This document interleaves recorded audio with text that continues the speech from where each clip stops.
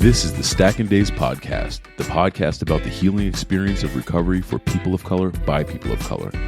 This show is for the purpose of education and connection and is not a replacement for therapy or recovery care. We suggest you seek out the support of a trained professional for guidance with your specific circumstance. I'm your host, Ray Donovan, and I've been alcohol-free since September 2021. Welcome to the show.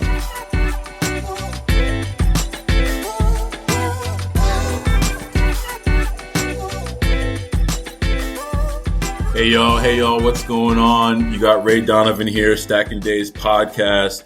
Again, and maybe you guys can give me some feedback from this because every single one of these episodes, I always open it up by saying I'm extremely excited about the guest that I'm going to be chatting with today. So I'm extremely excited about the guest I'm going to be chatting with today. Brother is a dynamic brother, as you could probably come to expect from the show here. But my man is an author. He's a certified recovery support specialist.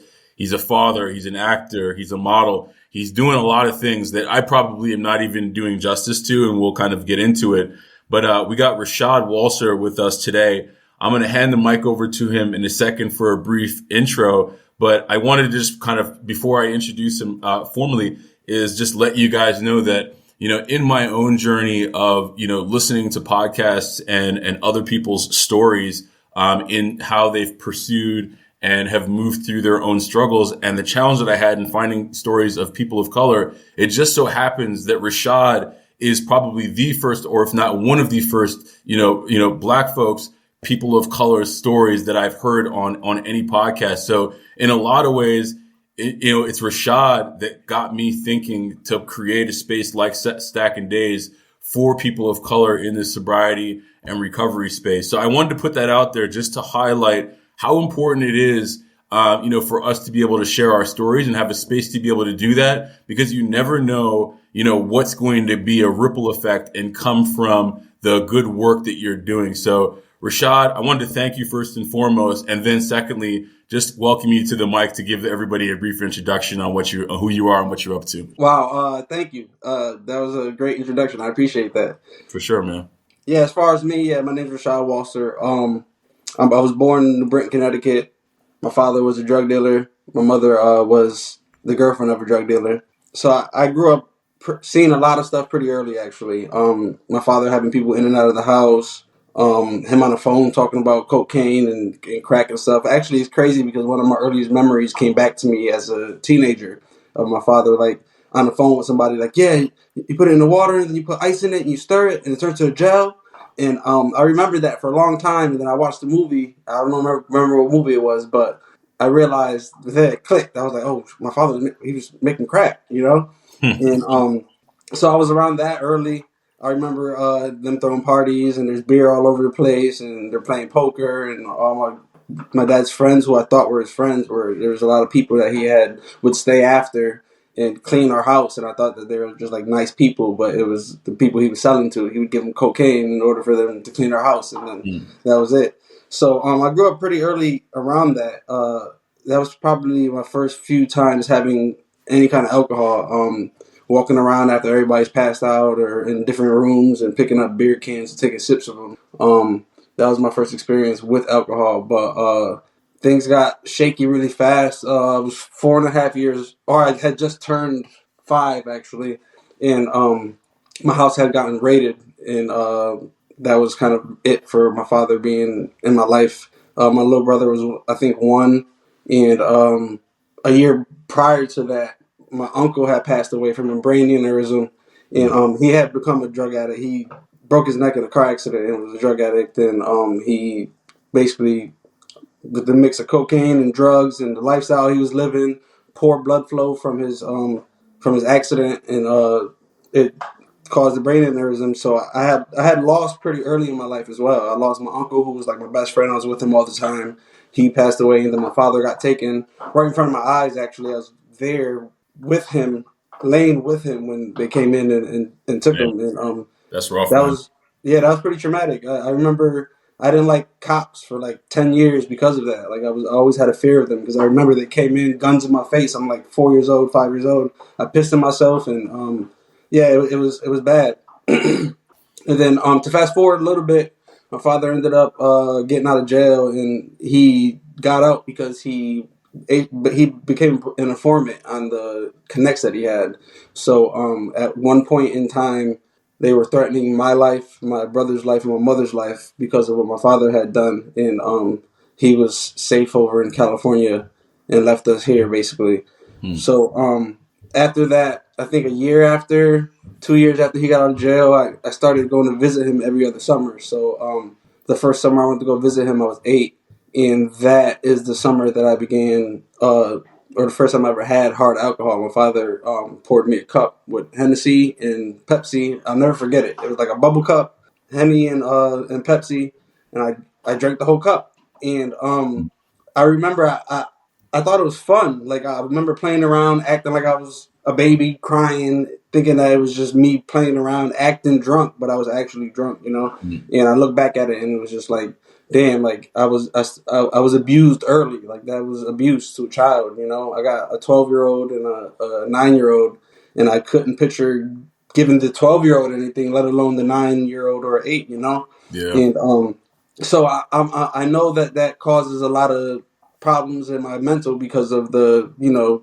alcohol abuse in the brain with a child. It's a lot of things that I probably didn't develop that I could have developed normally, but that here nor there. So growing up, I had a lot of issues, abandonment issues, and I was self conscious, and I was always trying to looking to fit in with people. Luckily, I grew up in a town or city where it was mostly my family. So like everywhere I went, there was family. My cousins I would hang out and play with all day. I was always protected, really, but I was also influenced the wrong way as well. Um, like I said, I didn't have my father in my life except for every other summer when I went and got drunk with him. Is basically what it was. And I grew up with these kids, 16, 17, 18 years old. I'm 13, and they start smoking weed. I start smoking with them. And at 13, so I had drank every other summer with my dad, and then by 13, all these kids were drinking as well, and I started drinking like an adult. Like every weekend, we started drinking. 13, 14 years old, 15 years old. By like 16, I was a junior in high school, and it turned to every single weekend, a few times during the week, we were drinking at school, leaving school to go drink, smoke weed, girls, parties, and by then I had stopped playing sports, and I just focused on all the negative stuff. We were doing it was all gang activity, nothing major, but it was a group that we had started, and we were out there fighting and having guns, selling drugs, and doing things that we just didn't need to be doing. And I graduated high school after 5 years there. I don't even know how, to this day, I don't know how I did it, but I'm assuming it was just the tests because I didn't do any homework. But Hmm. um, I struggled through high school, got out of high school, and a year after, I ended up working at New Britain General Hospital, which is a hospital in my hometown that my grandmother was already working at for like 20 years before I started working there. So I got there, I felt like I was good, you know. 19 to 21, I was working there, and that's when the hard drugs came in. I was hanging around the wrong people again, like always. And first thing I started popping was Xanax, and then we started sniffing coke, and it was e-pills, and then tried dust a few times, PCP, Hmm. and we were just headed down a bad road. But through all that time, I was drinking constantly, you know, and hanging out with these people, my friends at that time. You know, I ended up hanging out with a few of my friends one night, and the next night, one of them got murdered, and that really took a toll on me. So I was already abusing substances, and then I had somebody die, and I wasn't emotionally ready for that because I Hmm. always ran to substances, you know, during any emotional times at all, you know. So that was a period of maybe 3 weeks where I drank every single day, all day. You know, I'd go to work, probably have a little bit of buzz, leave work, and then start drinking again. Started working third shift, and that's when it really progressed. You know, I would work all night, get out of work, bring my son to school, drink all day, take a nap, wake up, drink before work, take a nap, right, like a 30-minute nap, go to work, and then my schedule changed, and that threw my whole body out of whack. I was used to sleeping most of the day and drinking, you know, being up all night, and then I started working second shift. I'm throwing up at work. I remember one day I had all the nurses like, or the X-ray techs like holding the bucket for me while I'm throwing up, while they're patting my back like, "Oh, it's okay." And I remember a girl that she kind of pissed me off that, though. She really pissed me off that day. I remember I was getting ready to leave, and she's like, "Oh, is this because you were drinking?" And I'm like, "No, it's not because I'm drinking. I didn't even drink last night, even though I did drink last night." And regardless, she was kind of actually valid, even though it wasn't any of her business. But I look back at it and I'm like, damn, like it really was. I was withdrawn and I had no idea. So a few months passed and I end up in the hospital from throwing up blood. They want to do an endoscopy on me, so they keep me for a few days. And that's when I found out like that I was like legitimately alcoholic. Even though in high school I would run around parties laughing, joking, telling everybody I'm an alcoholic, because I could out drink everybody, and still be okay. But at this point, I'm in the hospital. I'm shaking. I'm itching. I can't sleep. I'm sweating. I'm having withdrawal symptoms. And the nurse comes in, and I'm telling her what's going on with me. And she's like, "How much do you drink?"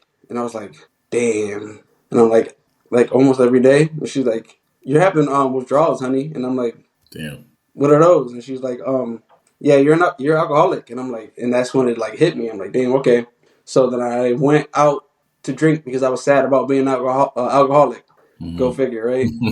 A few months later, I go to a rave, overdose on some pills and Molly, and I was just taking anything I could that night. I remember, and I made it home. It was at the Hartford Civic Center, over here in Connecticut. I made it home, a 20-minute drive, completely. I don't even know what was going on, but I got home and I remember laying in bed and I just started shaking and I hyperventilated and my girl had to bring me to the hospital and that was it. So by this time I had both of my kids born. I had my son at 20, my daughter at 23, and at this point I'm at the hospital and I'm getting ready to I lose my job like 2 days after that incident where I overdosed, and I Are had a you at pain the in my same? back pocket. Are you at the same hospital that you work at? Yep. Okay. And I remember I went in there trying to like plead my case, like, "Oh no, I went to a rave and I messed up. I fucked up. I kept trying to like, but regardless, I didn't get fired because of that. I got fired for something else. But it was just behaviors it was just a bad behavior that I was perpetuating throughout that time. So I ended up getting fired. 2 days later, I had a plane in my back pocket to work at UConn Health Center over here, the state job, and it was. And it was already set. So like I had 2 months to wait to get ready to go there. My interview, or I had already got the job, and so I took my retirement out, and I was like, I'm gonna just live off this until I start this job. And with all that money that I ended up taking out, I didn't blow it. I paid my rent for like 2 months, and then I just drank the rest of it and did drugs with the rest of it. And then when it came time for me to go to my orientation, I was withdrawn that morning and asked to postpone it. And then they called me a few days later and said that they needed somebody more reliable. And then that was it. It was a spiral. And that 2 months that I was waiting to go to that job, I had gone to detox twice. And then after losing that, I had gone to detox 10 more times Man, in the next 9 months. that's a lot. So it was really bad, and I didn't know what I was doing. So that's why I was in and out of detox. I went to detox the first time and thought that it was like rehab, and I'm like, I'm back. I went to rehab and now I'm good. And I ended up back and back and back and back. And then that year, it was 2014. By the summer, I had gone to, like I said, I think it was 12 detoxes in 10 months. And I was getting ready to go to rehab, and a whole situation happened with my ex where she ended up cheating on me with a friend of mine, and then flying to Arizona with my daughter, and then that's where my daughter lives now. But like throughout this next period, it was in and out of rehabs and detoxes, working at group homes and different jobs that I can find in the behavioral health field, because I knew at some point I wanted to get clean and I wanted to work here. So it was me being depressed for years, actually, about what happened with my daughter's mother. And she would move back and forth here, like kind of like playing. It felt like it was like just teasing me. But I went through all that terrible time, and then I ended up crashing my car February 3rd, 2018, the day before my Eagles won the Super Bowl.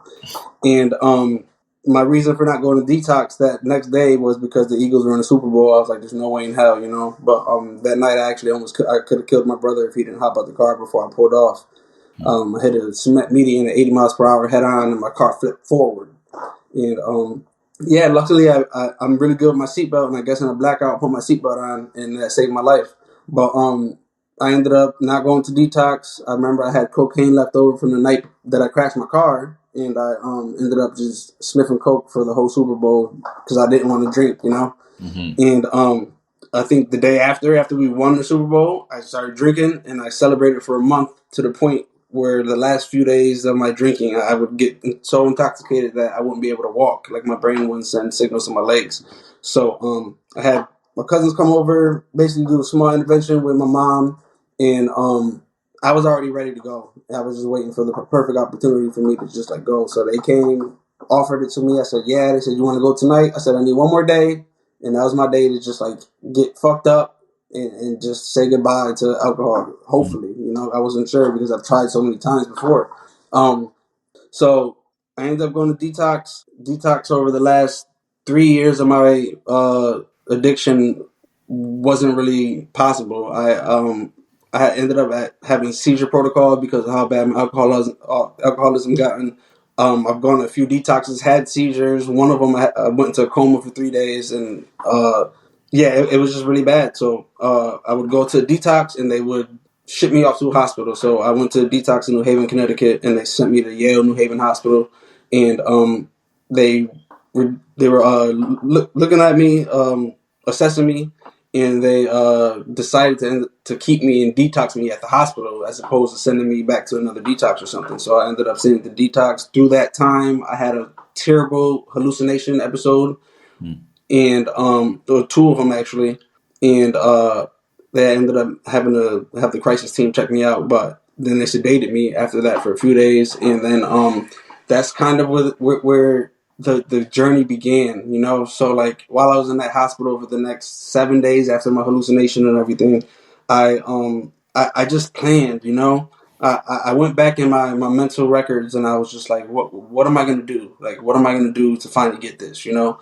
And I just pulled up everything that I learned that was interested in me and all the detoxes and rehabs that I've gone to. Now, by this point, 31 detoxes, 8 rehabs, you know, psych wards, in car accidents, ICU, all this. So I'm planning, you know, and then I don't know, it just felt so warm that time, you know. It was the middle of winter, but like it just felt different. And I made my plan. I'm like, okay, I'm gonna go to this rehab. I'm gonna make it a 90-day program because I've never done a 90-day program before. I was like, I'm going to 90 days because I need it. The 30 days doesn't work for me. I'm like, while I'm there, I'm gonna work on my fitness. I'm gonna work on reading, writing. I'm gonna work on my spirituality. I'm gonna meditate like I've learned in all these other rehabs I've gone to. I'm gonna write. I'm gonna color. I'm gonna draw, paint. I'm gonna go out into nature. I'm gonna learn how to have fun, clean. And the rehab that I went to actually enabled all of that. I went to a rehab that was partially outside. It was an old Boy Scout camp, you know. So like we had a pond, we had an outdoor basketball court, we had a gym, we had a garden. We got to go fishing. We had a volleyball court, volleyball net in the pool. They had a pool there, softball field. So we had softball games. Like I'm learning how to have fun, and that's the thing that I need to do because I incorporate that so much in my recovery now. So I did that. And while I was there, I made a 5-year plan and a 10-year plan, you know. I made it step by step, what I'm going to do when I get out of here, where I'm going to work, where I'm going to live, what I'm going to do in order to get ahead, and what I'm going to start doing for my career, you know. So, like I said, when I was struggling, I was working in behavioral health because I knew that was going to look good on my resume whenever I got clean. Because, like I said, I felt like at some point I will, you know. I mean, everybody probably feels that, but like it just felt different, man. And I just knew I was destined for more. So I set my 5-year plan, got out of rehab, went and stayed with my son's mother for a year, and through that time I was saving money. Ended up working at a gym, which was one of my plans when I got out of rehab because the fitness aspect, you know. I kept my behavioral health plan. Job. I ended up leaving working as a behavior tech at the schools after rehab and working one-on-one in home with a client. So like I still had that. Like technically all these, it was like a contracted job. So like every time I lost the job, I was still with the company. Gotcha. So I was able to use that on my resume for like 3 years of employment at a behavioral tech place. And I went through some hard times too, you know. I got out and I was cruising a little bit, and then I had a close family member pass away, someone who was like a father to me. one of my father's first cousin, actually, who was more like a father to me than my actual dad was. Mm-hmm. But he passed away, and that was tough because I had to deal with that, you know. And it was my first time dealing with emotions that strong in recovery. Mm-hmm. And around that same time, I had got hired as a recovery support specialist at a company here in my hometown, you know. And they did a background check, and I had already gotten hired, and it was like 2 days before orientation. They called me and said the background check came back, and my DUI is still pending. So Mm-hmm. if I had already been charged with it, they could have hired me because they already knew about it. But they said because it's still pending, there's nothing they can do. So I had just quit the job at the gym and the behavioral tech job, and now I don't have anything. And Mm-hmm. my cousin just died, so I'm dealing with those emotions. And this happened, and yeah, that was really rough. And then ironically, that I think it was January, Kobe had passed away too, and like I wasn't a huge Kobe fan, you know, but he meant something to our generation, and just seeing it all over the radio and the TV, and it just like brought me down as well. So it was like a whole thing. It was just like a moment where I was either gonna self destruct or I was gonna use this as a launching pad to continue on my path, you know, and I used it. I Instead of panicking and going to a bottle, I didn't scramble. I paused and I planned, and I'm like, what am I going to do to get out of this? Look for a job is the first thing you need to do. Boom. I found a job as a youth development specialist. Right, Mm-hmm. great title. It was an after school program worker. Okay.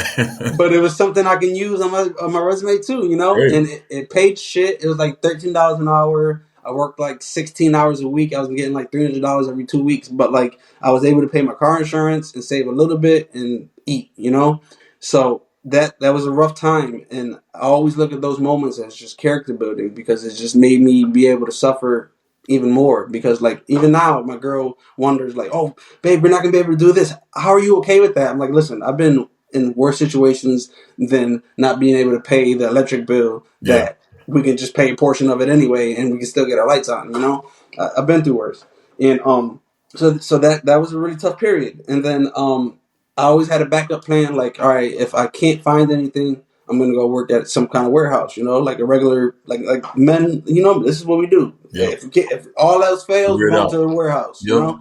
So my mom's boyfriend worked at Coca-Cola actually, and he got me in there. So like it was big money. Like it was the most money I ever made in my life, you know. But I hated it. It was terrible. I was still going to the gym because I need the gym for my recovery, just like the anchor to my recovery, Mm-hmm. along with the hobbies that I do and my meditation and just healthy living, you know. So I ended up applying at my the last rehab I went to, the 90-day program, and I got hired, you know, and that was the beginning of my journey, and that was another suffering area too because I went from making the most money in my life to making nothing at the rehab, but I needed this in order for me to go forward in my career, you know. Mm-hmm. And then from there I got some things happened at that rehab. I asked for like a raise and they didn't want to give it to me, so I was like, you know what, I'm gonna take my talent somewhere else.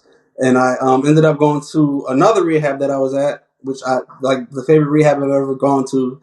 I went there, I was working there, and then I ended up taking a recovery support specialist class, and now I'm a recovery support specialist with the state of Connecticut. And Awesome. it's ridiculous because like the first detox I went to was a state facility on the campus where I work now. I can look out my window and see the building that started my journey, you know. And I remember being at another state facility and I was taking a field trip to where I work at now, doing yoga on the lawn and me walking around here like, man, I would love to work here one day. Like, what do I got to do to work here one day? And I'm in and out of facilities, and there's only a few, but there's a few black dudes that work there, you know, and they worked at the state, and then they had another side job at a nonprofit agency, and they're doing other things on the side. And I was like, damn, yo, I want to be like them. Like, I really want to be like them. Mm-hmm. And then just a few months ago, I'm working at my second job is the rehab now. I work for the state, but I work at the other place I went to, and I had a client that I was in treatment with, you know, and we're talking about like the dudes that were there, and we're like, oh yeah, this dude worked over there. Yo, he was cool as hell, and he had his shit together, and he's like, yo, we looked up to him. Remember, like we looked up to him, and I'm like, yeah. He's like, you're him now, That's and I'm like, awesome, man. damn, yo, like I am like I'm really living my dream, and one of my biggest messages is like don't look forward towards the future for happiness, because like I'm living my dream right now and it doesn't feel like I thought I was going to feel, Mm, but it does feel so much better than I felt before, you know. And I'm just grateful every day. Like I'm supposed to be dead right now, and I'm able to go to the gym. I'm able to read and write a book, and that was part of my 5 year plan too. You know, publish my book, work at a gym, get my recovery coach certificate, recovery support specialist, work for the state, and then I did other things inside of that. You know, I started acting, which wasn't even in the plans, but entertainment was kind of my my goal when I was young. I wanted to be a rapper, and I still make music now. Like I started making music again now that I'm clean, and mhm. I've traveled more in my life now in the last 5 years than I ever did before. You know, besides flying to California to go see my dad. But like, life has changed so much, and like it's not perfect, and I have bad days and I have bad times. You know, but like I'm grateful for those as well, because like I'm not even supposed to be here again. Like Yeah, I'm not, that's and life is great, and I get to enjoy my kids, and I get to enjoy I get to enjoy the rainy days and the hard times and the good times alike, you know, and I get to help people in my community that look like me get well. Like I got people that I grew up with that I got into a rehab that I was working at, and they changed their lives, and they owe it. They feel like they owe it to me. They always mention me when they mention their recovery, and I just feel so grateful that I'm able to do that, because the reason why I started sharing my message was just to do that, because I knew that, like you said, I didn't see many people of color sharing their story because of the stigma that comes in the community.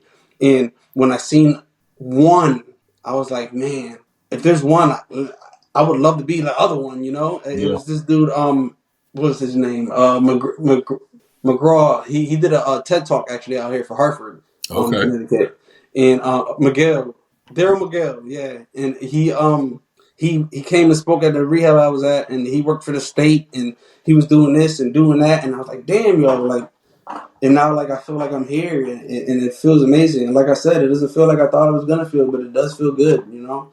And I think that's my story. Man, I didn't even want to get in there and stop you, bro. I mean, I love it, man. I mean, talk about, talk about a full circle, experience and journey. I mean, such a unique story that you have.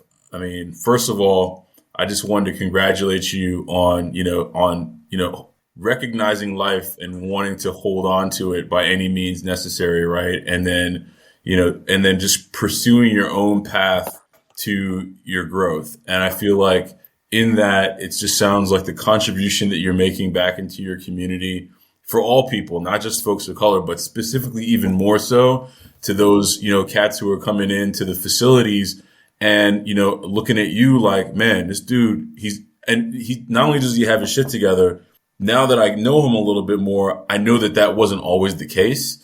And, and it's something that I can aspire to. I think that that's extremely, extremely powerful, man. So I wanted to make sure that you get your flowers on that for sure. Appreciate you.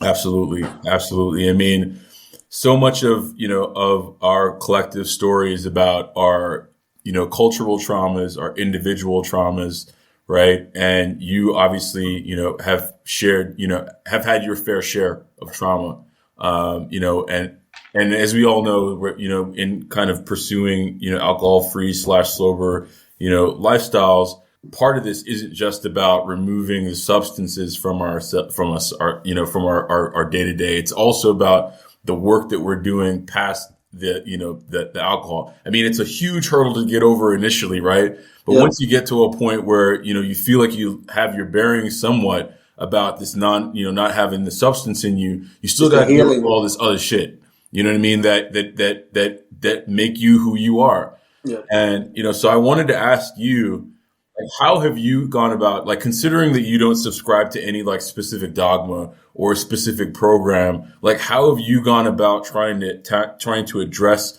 some of those acute traumas that you've experienced in your life? Because, like, in a lot of ways, those are still the traumas that make some of our days that are a little bit down feel like they're even darker than they may for the average person. So how have you kind of like pursued the work in that space for yourself so that you can continue to grow into all of these very, very bright spaces that you occupy today?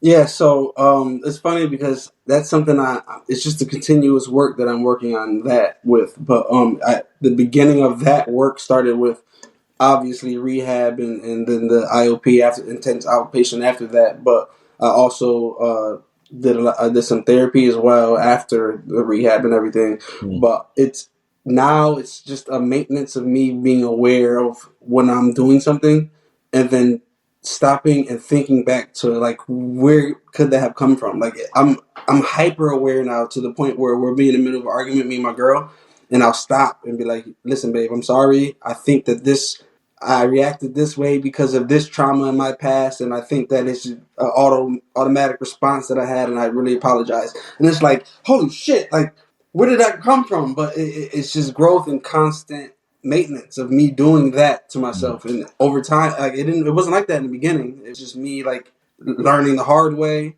in recovery, and then like taking notes on myself, and reflecting on my days and be like, okay, I don't need to be doing this. I don't need to be doing that. I need to protect my boundaries here, and there. But it's constant growth. It's constant research as well. When things are going on in my life, and other than reaching out to somebody that I know, we have Google and YouTube and all this stuff. So like when I'm having certain feelings, I reach out to that, and try to gain more knowledge from somebody else's personal experience. Yeah, it's wild because I feel like specifically brothers, we oftentimes like whether you have a substance abuse problem or not, we're walking around with this veneer and this and this like shield so that we're not able to show our emotions, feel our emotions, all of these things, and you're almost and that's just in my experience at least is primarily been driven by the fact that I've had to protect my emotions from a very young age. So I never really got to a point where I was just kind of comfortable and even, in sharing them and being in touch with them. And, so I can empathize with you when you talk about trying to be like really mindful and in the moment when they hit. And like, there's that innate like voice inside of your head that says, let's try to keep a lid on this thing. But the growth mindset that you have in your recovery says, no. Because I know good things happen when I don't listen to that voice, right? And you can start really, feeling those emotions. And I mean, and I think that obviously is healthy, even though it not necessarily feel comfortable. It's healthy. I mean, I've seen how it's been, beneficial to the folks in my life. It sounds as though that it's also been beneficial, to the folks that you hold close to you in your life as well. Absolutely. So, your trauma is one piece. Another piece that we talk about on the show sometimes is the generational trauma, right? So the traumas that like the folks who came before us, have subsequently passed on to us, and us, and them not necessarily knowing any better because they never did the work themselves. You know what I mean? So is your pop still in your life in some degree? And if so, do you have these conversations with him or your mom? Has that been a part of you kind of coming to terms with who you are now as a man and who you are now as a parent versus how they kind of, did their thing? Yeah. So, my father's barely in our lives. So my father has 8 kids, and my youngest brother is the same age as my son. So, I mean, I've tried to corner him into having deep conversations, but like he's from like the hood, and he's old school. So, I mean, he's called me crying like twice over things that he felt guilty for, which is right because he should feel guilty for a lot of things. But as far as my mom, I do have conversations like that with her. But at the same time, she's still who she is, and how she was raised. And some people after a certain age are where they are, So I kind of just accept where she's at, and we just have regular conversations for the most part. But I have mentioned to her, like, I understand why you did most of the things you did, and I understand that you were raised a certain way from a certain place, and like we all came from the same place, and I'm the one breaking the chain now, But like I've forgiven her, because she was raised by her mom, who was raised by, and that's just what it was, and they didn't know any better. And just like I just had a conversation with my grandmother yesterday about she's like, she always tells me how grateful she is that I'm clean. Well, of course. But she's like, I just don't know. And I'm like, honestly, Nanu, like, if it wasn't for you, I wouldn't be here. I was like, honestly, the way that you enabled me helped me get clean. And I was like, it could have gone the wrong way as well. And it did for a while.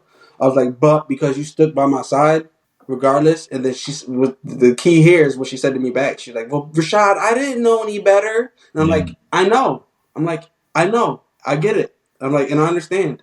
I get it. And like, and she went through that with her son as well, my uncle that passed away.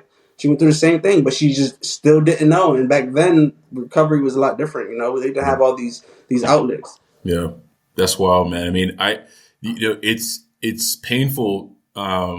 It's a painful truth that folks just didn't know what they didn't know, right? And we're not in a position to kind of pass that on, because the truth of the matter is that, and I've had these conversations, with folks in my life too, and they want to be helpful, right? Yeah. They want to protect you, but they just don't have the skill set. They never were taught how to do it for themselves, and ultimately they can't pass it on. I will say though, and I love, that it sounds like you've gotten to this point too, is that like you've recognized like you own your journey, right? It is nobody else's responsibility but Rashad's to keep marching forward. And in that, I feel as though that, like, regardless of whether or not, the folks in our lives hear us when we're having these conversations, we can still forgive them, because that's something that we need to do for ourselves, right? In moving forward. So, I think that's that's an important call out, I feel like, in our community, right? Because, we are protective of our people, and sometimes so protective to like a fault where we're not actually putting ourselves first and stepping into our own light. So I just wanted to give you a shout for that. So I want to talk about, the bridge, right? You're in sobriety now. You're doing all these fantastic things, right?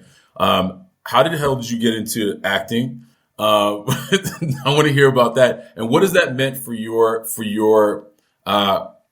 character, for Rashad versus who you were one day? Because the reason why I want to ask you about acting, is and being an author is because I feel, at least in my experience, while I was in my struggles, I never wanted to put a spotlight on myself.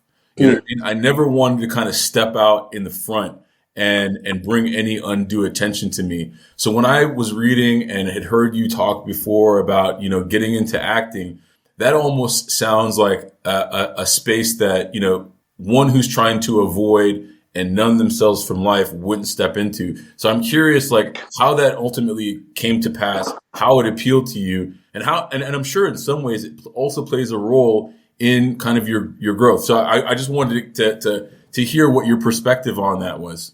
Yeah. So, all right. So naturally, I have, I guess, dispositions of like insecurities and inadequacy, right? So, like, you would think that I wouldn't seek the spotlight, but there's some attention seeking qualities that I've had since childhood. Like, I'm always out of all the little kids that were in the room, I'm the one that's yeah, or I'm instructing everybody. I'm the leader. I'm the main brain of something, or like, so like I always felt like I was the one in the spotlight just growing up, and I started making music at like 7 years old with my cousins, writing bars and like real similes and metaphors, and like really developing my craft. And I always had also have ADHD, so like I have a very creative outlook on things, and I've always dreamt of like making movies and making little short videos. I used to do parody videos, and I wanted to do stand-up comedy, and I wanted to do other stuff. And if I had the brain that I have now that I did in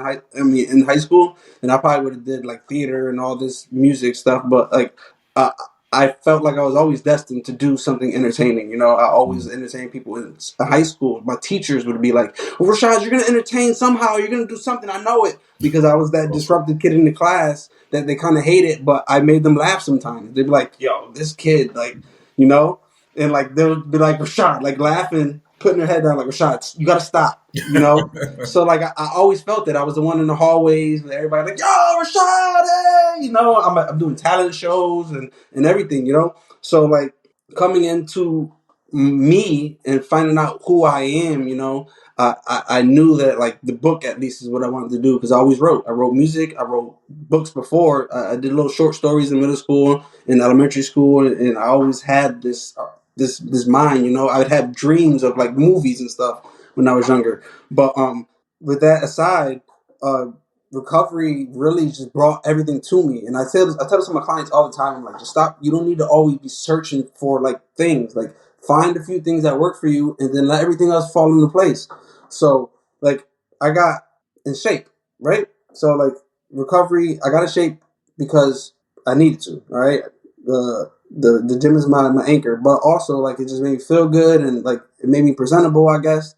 And the acting thing started because of that. Like I'm in shape, I'm working out. My Instagram is all like my body pics and all this stuff because I was like, I'm a pink cloud and I'm excited about being clean and healthy. And I went to high school with this girl who's blowing up right now as a R&B artist, Brianna Maya, Okay. here from Connecticut. So I went to school with her, and she ran into me at the mall one day. And she's like, Rashad, oh my God, I haven't seen you in so long. It's so good to see you, blah, blah, blah. And then later that day, she wrote me on Instagram. She's like, oh my God, it completely slipped my mind. Rashad, I'm shooting my first music video, and I would love for you to be the main, the lead in it. She's like, I love your look, and like it'd be perfect for the video.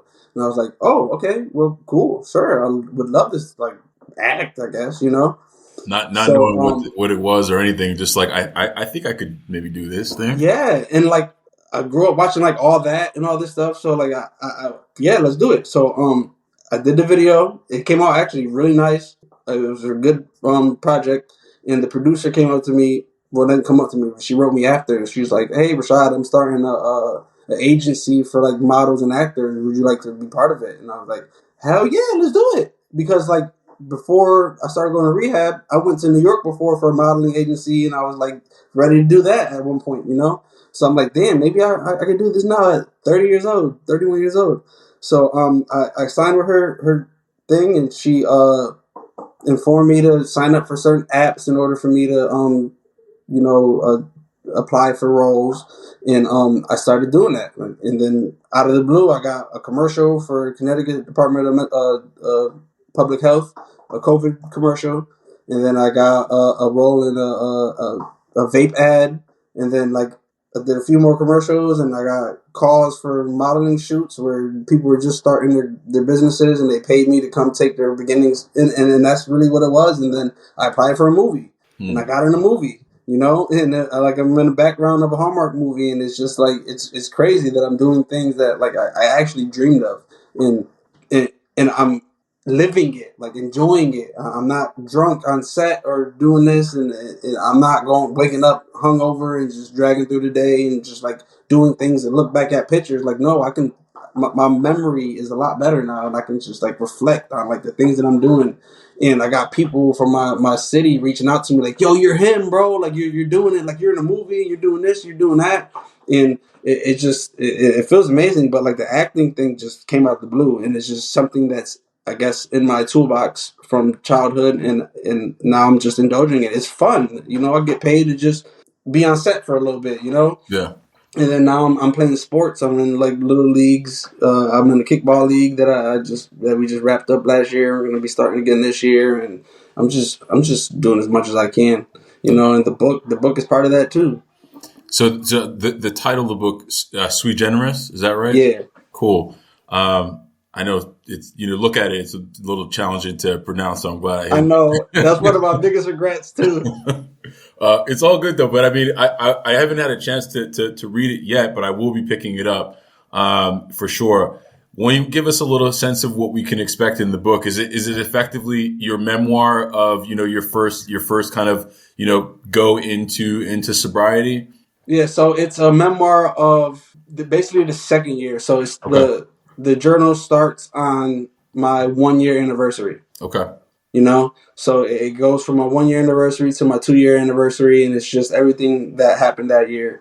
And Mm, like I said, I went through some traumas, and that was actually ironically the year that everything happened. That I was mm, writing the book. mm, My brother almost got killed. He got hit by a car and almost died. My cousin died, and it's really just a journey I mean, and I had some like little heartbreaks too because I was emotionally imbalanced coming out of rehab, dealing with females and not knowing exactly how much to put into it, and Hmm. I had a lot of just like down, up and down points through that period of time, and I wrote the book because I felt like something that it was going to be a roller coaster ride of a year, and and I just wanted to share how I went through everything and dealt with it without using drugs or alcohol, during that period of time, and I mean, it it was like at the perfect time. I had so much content for that year, and I've had people read it and reach out to me, and I've had one guy reach out to me and say like I was drinking 4 pints, and before I read the book, I was drinking 4 pints, and now I'm down to one, and my family's happy. And even if he,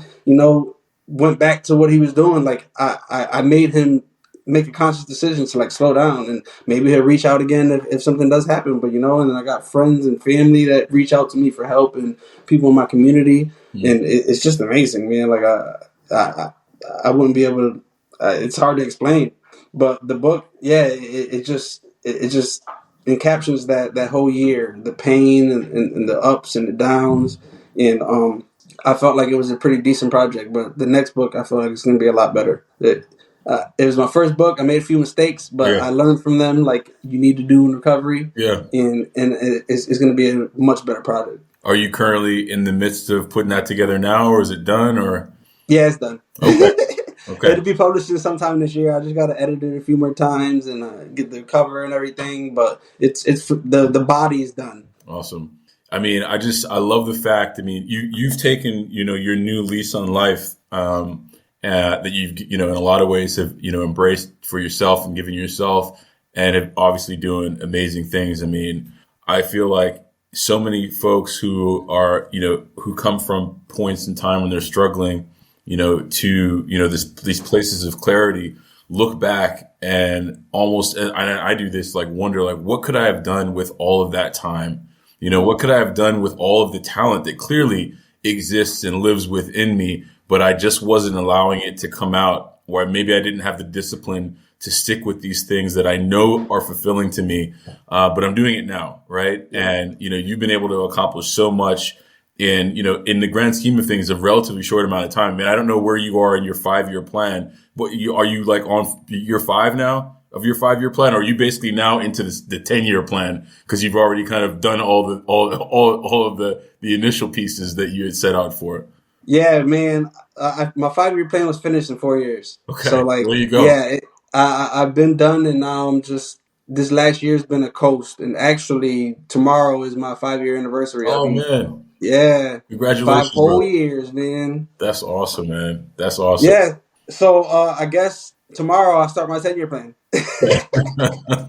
Well, look, man, you know how to do your thing, man. I mean, at this point, like plans are just, blueprints for you to create the life that you want, right? Man, yo, and I tell my clients all the time. They ask me like, or anybody who asks me like, yo, how can you just wait until the future, or like plan? And I'm like, listen, it takes time, but like if you do little things, if you plan small things and you accomplish those, then to when the time is longer for you to accomplish things, and make it a little bit easier the more it builds. So Yep. like for me, right now, like I just said, like my 5-year plan was finished in 4 years, right? So like when I look back, it's like, damn, I made it.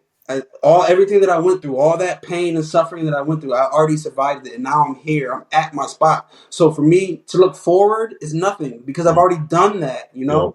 I've already done it. So now I'm like, okay, well, it's gonna take 5 years to get there. Let's do it again. Yeah. I mean, so many folks are afraid of, and have anxiety around the dark days in front of them. I feel like when you are coming from the dark days that are behind you, I mean, that's a whole different ball game, right? I mean, it puts you in a position to win for yourself when that's your Yeah, perspective. Like you mentioned it earlier, I think you were talking about like paying the electric bill, and I mean, having the mentality to say to yourself, "I've been through worse shit than this." Excuse my language, audience, but I've been through like worse shit than this. I can deal with that. And I said literally that exact same line yesterday to somebody where I was just like, I've been through worse than this, so I can deal with this for the next little bit here because I know yeah, I can get through hard things, and this is not comparatively hard. So I love using that and having that be the wind in your sail and propelling you forward into the days that you have already planned out for yourself, or, have dreamed up for yourself. Because what is the term? Like, if you can dream it, you can be it, or something like that. So I think that that's a really great perspective to have. I wanted to ask you, and one piece, as a Black man, as a father, how has recovery positively kind of benefited your children, the relationship that you have with them? I mean, from what I can see in following your Instagram, you love being a dad, right? I think, and I love that because I love being a dad.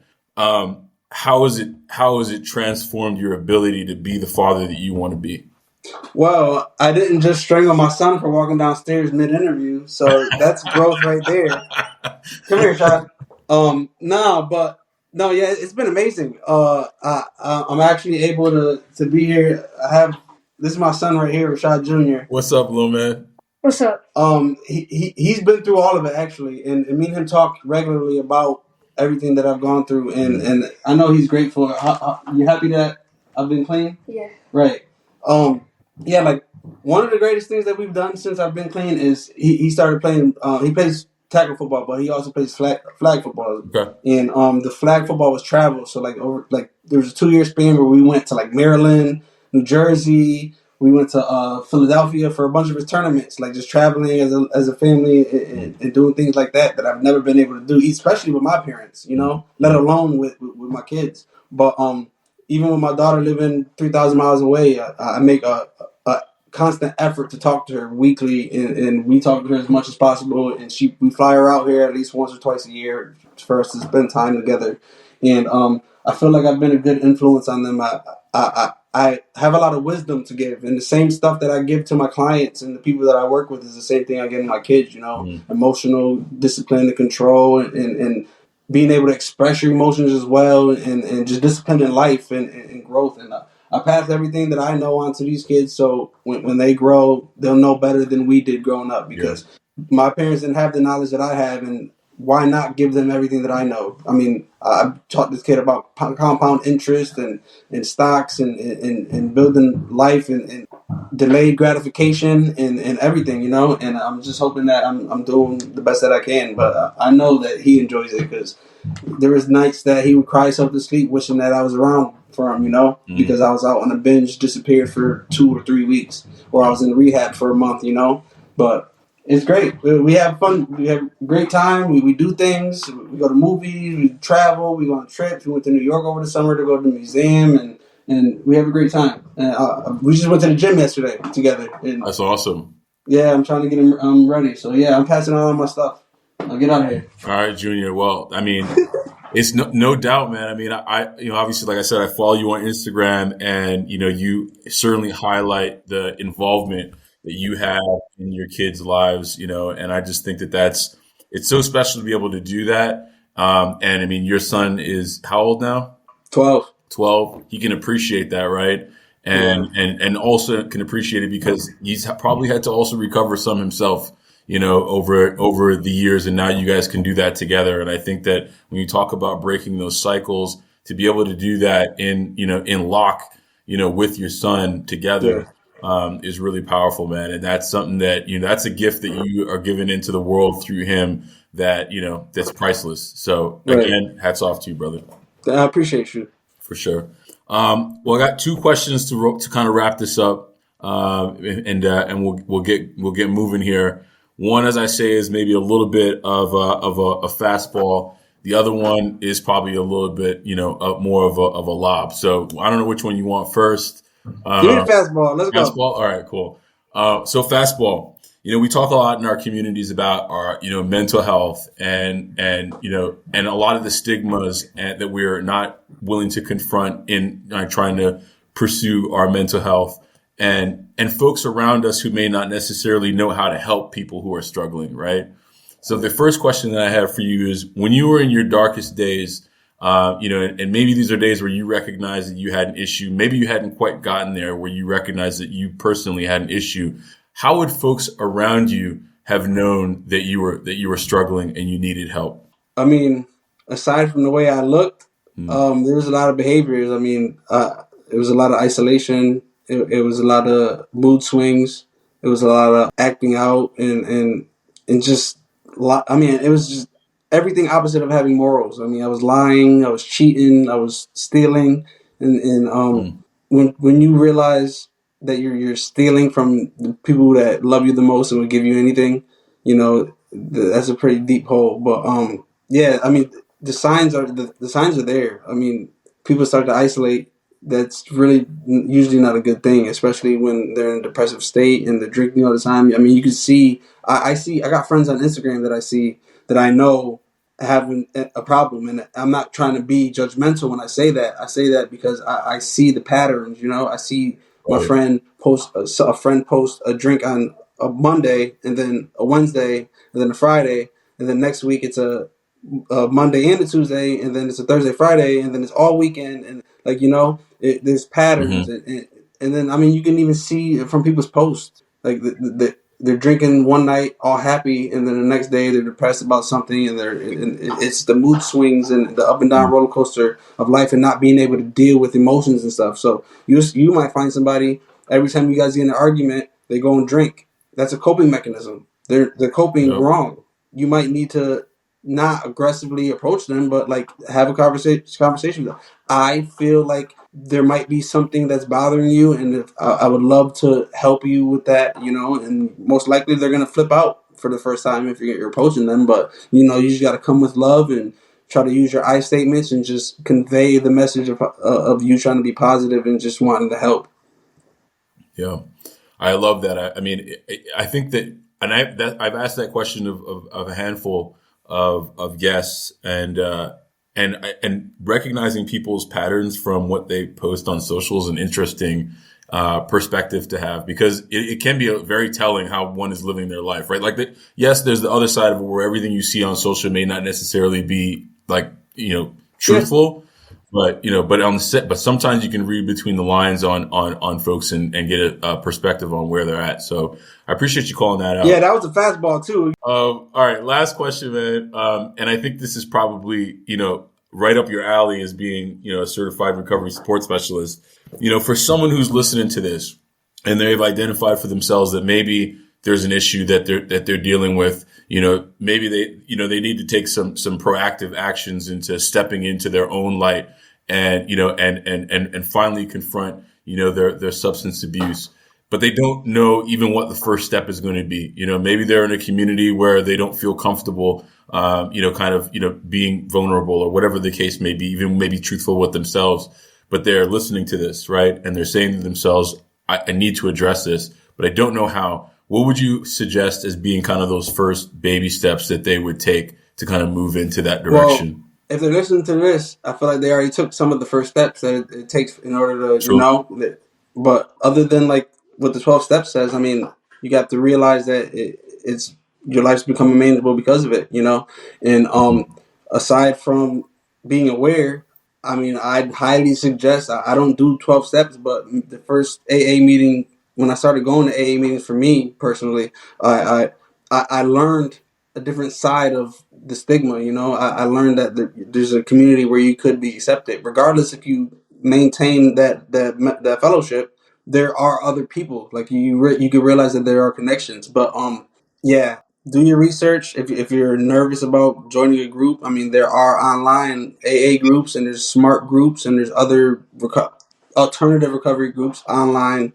There are other apps, social media apps that are just for sober people. If you want to just go out there and be anonymous and try to get some advice from other people that have lived experience, that's also a great way. But for me, I always, when I'm talking to somebody's family member and they're telling me that their family member needs help, and they're like, "What should I do?" And I'm like, "Oh, Mm. they should probably try to seek treatment." And they're like, "Oh, we're thinking about doing an outpatient program." I'm like, "Listen, if this person is thinking about an outpatient program, they probably needed rehab years ago." you Mm. know and like as hard as it may be, I feel like rehab, in the right rehab with the right intentions, is the best way to go, to just like break that you got to break the barrier in order for you to get started on your recovery process, and like procrastinating rehab probably cost me an extra year out in the streets. Mm. Mm. It's highly necessary, especially when you're going in there with the right attitude and you're not doing it for your family or your kids or your friends or your job or anything like that. Like when you come to the realization that like my life is a mess and it's going to end or not, I'm not ever going to be able to come back from this unless I change, you know? And Yeah. rock bottom is very important. It was really important in my story. And I see it important in a lot of people's stories. And there are a few people who, you know, just fall in recovery sometimes. But a lot of times it's a process of just like learning and realizing and coming to finally believe that like, okay, I have a problem and I really need to stop this with no reservations. Yeah, I mean, it's harder said than done, but also like don't give up on yourself. You know what I mean? Because it seems as though that there are no options for you. Don't give up on Yo, and yourself. I love when my clients say that to me too. It's easier said than done. I'm like, listen, I know it's easier said than done. I fucking did it. Excuse my Totally. language, but Right. I love I that. did it. I know it's hard. I know. You don't get it. You don't. I get it. I get it. I've been in a coma from alcohol withdrawal. I've had tremor or the delirium tremors. I've had hallucinations. I've been in psych wards. I've been in car accidents. Almost killed myself. Like I get it. It's hard, but you got to just suffer through that hardness because it just becomes a lot easier the more you suffer. You know, I mean, you know, no, I mean that's just true statement right there, bro. I mean, I appreciate that. Lastly, I want to make sure people can find you. You know, we live in a virtual digital world oftentimes, and because our community is so sparse, I want to make sure that they can find the light where it exists. So where can folks find you these days, Yeah, Rashad? so you can catch me on Instagram. I'm very active on Instagram, except for the few days a month where I take some time for myself. But yeah, my Instagram is RillaFit, RILLA_FIT. My book is actually on Amazon. If you just type in my name on Amazon, Rashad Walser, RASHAD WALSER. You can find the book there. But the easiest way to find me, honestly, which is amazing that I can say this now, but I'm Googleable. So if you just type in my first and last name on Google, everything will pop up. The podcast, the book, my Instagram, my Facebook, everything. So yeah, you can reach me there. Cool. Look, man, like I said, I've been waiting a long time for us to get a chance to chat. I'm glad that we finally were able to do it, man. I appreciate you, brother. Thanks for spending some time with us, man. Appreciate you. Talk to you soon, man. All right, brother. Talk soon. Thank you for listening to the Stacking Days podcast.